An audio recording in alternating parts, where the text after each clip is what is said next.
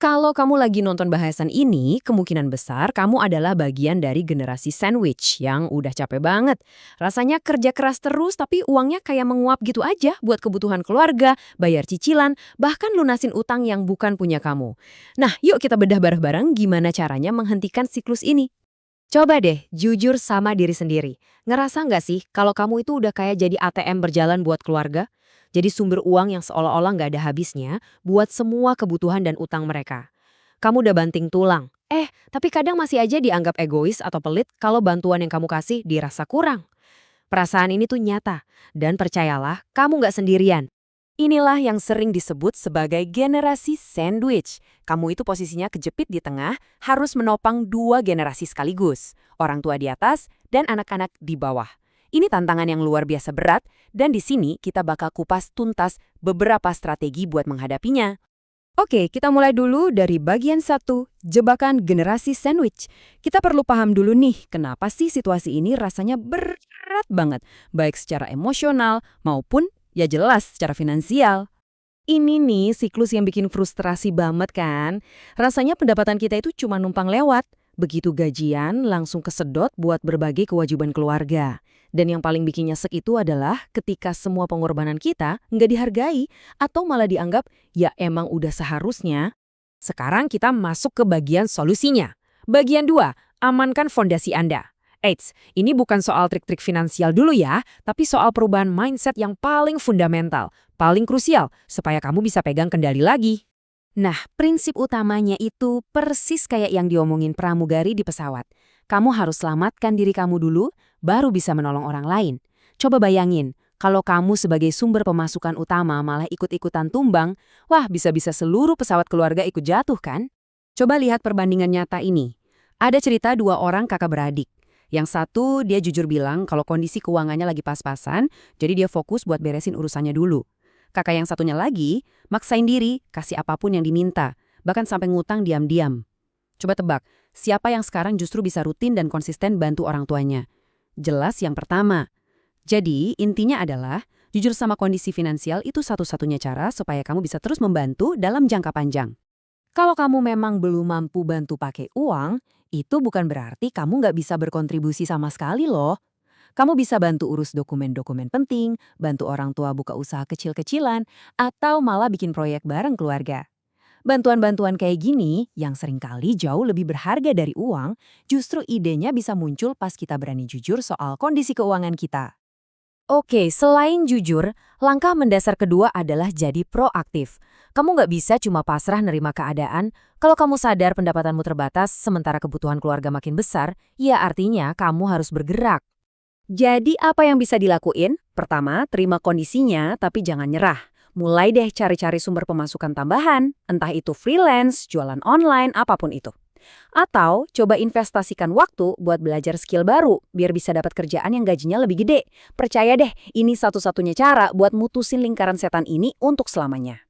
Nah, setelah fondasi mindsetnya kuat, baru deh kita masuk ke bagian 3. Gunakan trik finansial. Ini adalah beberapa jalan pintas yang legal dan bisa banget ngasih kelegaan finansial dengan cepat. Trik pertama ini soal pajak. Logikanya gini, kalau kamu memang sudah membiayai orang tua, kenapa kamu harus bayar pajak lebih besar dari yang seharusnya? Coba deh, ingat angka ini. 4,5 juta rupiah. Itu adalah jumlah tambahan penghasilan kamu yang bisa bebas pajak atau istilahnya PTKP untuk setiap satu orang yang jadi tanggungan kamu. Dan ini berlaku setiap tahun. Lumayan banget kan? Lihat deh tabel ini. Dengan melaporkan orang tua sebagai tanggungan, penghasilan tidak kena pajak kamu bakal naik. Artinya, pajak yang kamu bayar jadi lebih kecil. Kamu bisa nanggung sampai 3 orang. Bahkan, ayah dari narasumber di cerita kami memaksimalkan ini sampai status KI per 3. Dengan nanggung kakek nenek dan anaknya. PTKP-nya langsung loncat. Jadi, kalau kamu udah biayain keluarga, jangan sampai boncos di pajak juga. Nah, ini nih salah satu ketakutan terbesar generasi sandwich. Gimana kalau, amit-amit, orang tua meninggal dan ninggalin utang segunung? Tenang, ada kabar baik. Ada solusi hukumnya.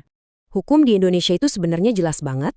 Menurut Kitab Undang-Undang Hukum Perdata, kamu itu punya hak penuh buat menolak warisan. Artinya apa? Artinya, kalau kamu menolak warisan, kamu menolak semuanya, asetnya, ya, sekaligus utang-utangnya, bersih. Dan prosesnya ternyata nggak seribet yang dibayangin.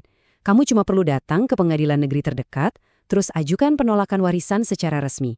Ini adalah langkah hukum yang sah buat melindungi masa depan finansial kamu dari utang yang bukan kamu yang bikin. Kita masuk ke bagian terakhir, bagian 4, lindungi masa depan Anda. Ini strategi yang penting banget, terutama buat kamu yang mau menikah atau yang sudah menikah. Banyak yang nggak tahu kalau pas menikah, kita itu punya pilihan untuk membuat perjanjian pisah harta. Gini, ini bukan soal nggak percaya sama pasangan ya, sama sekali bukan. Ini murni soal strategi perlindungan finansial. Bedanya gede banget. Dengan pisah harta, aset kamu itu aman dari utang pasangan. Bayangin kalau satu pasangan punya masalah utang sampai, katakanlah 500 juta. Pasangan yang satunya lagi masih punya fondasi finansial yang kokoh buat nopang keluarga. Jadi ini bukan soal nggak percaya, ini soal mitigasi resiko yang cerdas. Oke, kita sampai di bagian akhir, pilihan di tangan Anda. Setelah kita bahas semua strategi ini, yang perlu diingat adalah kekuatan untuk berubah itu ada di diri kamu sendiri. Yuk kita rangkum lagi senjatanya. Pertama, pakai masker oksigen kamu dulu. Kedua, proaktif naikin pendapatan. Ketiga, manfaatin keringanan pajak dari tanggungan. Keempat, jangan takut tolak warisan utang. Dan yang kelima, lindungi pernikahanmu dengan perjanjian pisah harta. Ingat ya, semua tips dan trik ini cuma alat, cuma tools di kotak perkakas kamu. Nggak akan ada gunanya kalau nggak pernah kamu pakai. Pilihan untuk mulai membangun masa depan finansial yang lebih baik dan lebih sehat, itu sepenuhnya ada di tangan kamu. Jadi, pertanyaan terakhirnya untuk kamu renungkan adalah, apakah kamu mau jadi orang yang mengambil langkah berani untuk memastikan siklus generasi sandwich ini berhenti di generasi kamu? Pikirkan baik-baik.